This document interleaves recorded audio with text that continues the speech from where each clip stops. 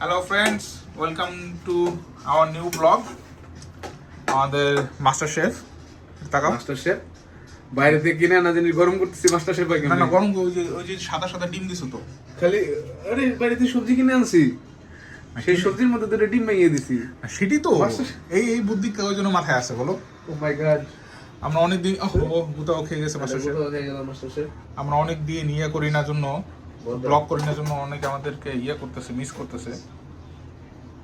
দুপুরে তরকারি ফ্রিজের একটা, রুটি দিয়ে আচ্ছা ঠিক আছে, খেয়ে ফেলবো। যাই হোক, তো আমাদের আরেকজন মেম্বার আছে, সে রুমের মধ্যে শুয়ে আছে। তো তুমি যে 3-4 দিন পোলাপানের উদ্দেশ্যে একটা ভিডিও দিলে না, মন খারাপ করলা, তাই এটা নিয়ে একটা বলো। চ্যানেলের ওনার হচ্ছে তুমি। তুমি করার সময় তুমি এত ব্যস্ত, টাকা কামাই টাকা কই টাকা কামাইলাম দাদা? এই যে ঠিক আছে, এই যে আমি চলে আসছি, ব্লগে চলে আসছি। কখনো ট্যানারিতে, ইউনিভার্সিটিতে, ঠিক আছে, চারিদিকে শুধু টাকা আর টাকা। সেই ট্যানারের বর্জ্যের মধ্যে থেকে টাকা বের করে আনো তুমি। সেই টাকা যদি বের করে মানে আমার পকেটে আসতো, মালিকের পকেটে না যায়,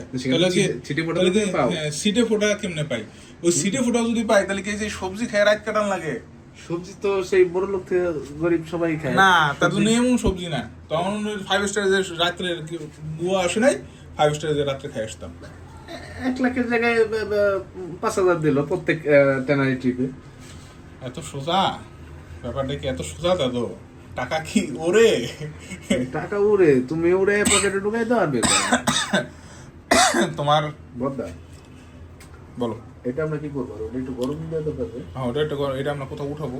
কিসে উঠাবো? আর দাদু একটা কমপ্লেক্স প্রবলেম পড়ে গেছে, যে এখন সে কি করবে বুঝতে পারতেছে না। আমরা একটু একটু বিজি আছি, তো একটা বাই বলে দাও, আমরা ব্লগ করবো না আজকে। Bye bye. Okay, good bye guys, we are hungry.